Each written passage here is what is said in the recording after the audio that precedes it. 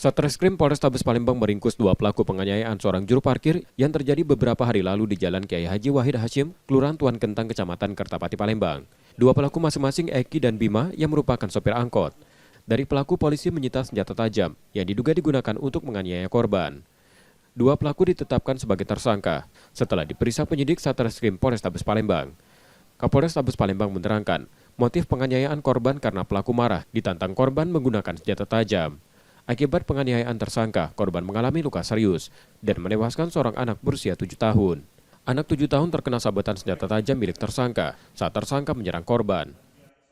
Penganiayaan dan pengeroyokan adalah merasa tidak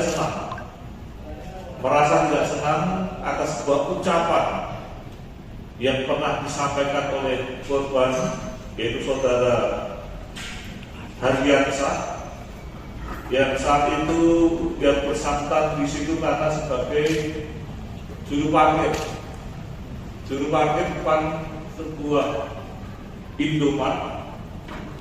Kemudian secara tiba-tiba didatangi ketiga orang pelaku. Tersangka diancam pasal berlapis dan terancam hukuman 15 tahun penjara.